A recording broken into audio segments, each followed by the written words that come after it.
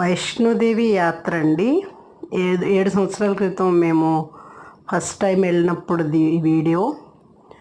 అప్పటి నుంచి నేను అప్లోడ్ చేద్దాం అనుకుంటా చేయలేకపోయాను. ఈసారి ఎందుకో చేయాలనిపించింది, మీరందరూ కూడా చూస్తారని చెప్పేసి. 2022లో కూడా మళ్ళీ వెళ్ళాం కానీ వీడియో తీయలేదు. అమర్నాథ్ యాత్రకి వెళ్ళినప్పుడు అనమాట. ఇది ఏమో ఫస్ట్ మా అబ్బాయిని చండీగఢ్లో యూనివర్సిటీలో జాయిన్ చేయడానికి వెళ్ళినప్పుడు 2017లో. ఇది చాలా ఒక విధంగా చెప్పాలంటే ఆధ్యాత్మిక యాత్ర అనేదానికంటే సాహస యాత్ర అంటే చాలా బాగుంటుంది ఇది.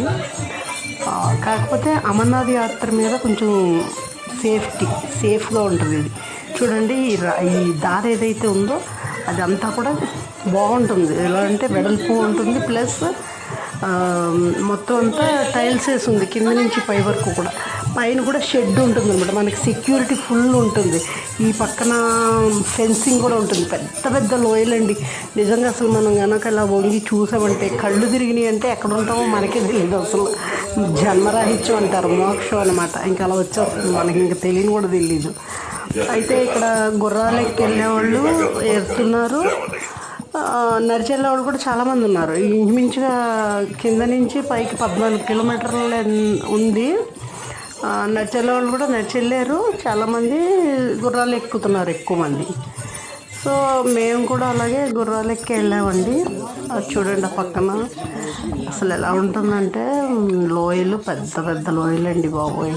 అసలు నిజంగా ఎక్కినప్పుడు ఫస్ట్ టైం ఎక్కినప్పుడు అయితే నాకు ఫస్ట్ టైం గుర్రం ఎక్కడం కూడా ఫస్ట్ టైమే. అప్పుడు ఏదో పెద్ద సాహసయాత్ర చేసినట్టు అనిపించింది నాకైతే. చాలా బాగుంది. అయితే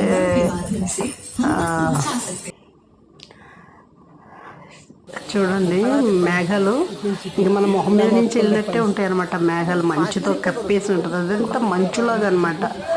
ఇక్కడేమో అమ్మవారిది గుడి దగ్గరికి వెళ్ళేటప్పటికైతే కెమెరాలు తీసేసుకుంటారు కాబట్టి ఇంక మనం అక్కడ దగ్గరలో తీయడానికి ఉండదు. ఇదైతే రామాలయం అండి, రాముల వారి గుడి. అది అదేమో హనుమంతుల వారిది. అది అయితే అసలు గుడి మాత్రం మనం తీయడానికి వీల్లేదు, ఎందుకంటే చాలా ముందే మన దగ్గర తీసేసుకున్నారు.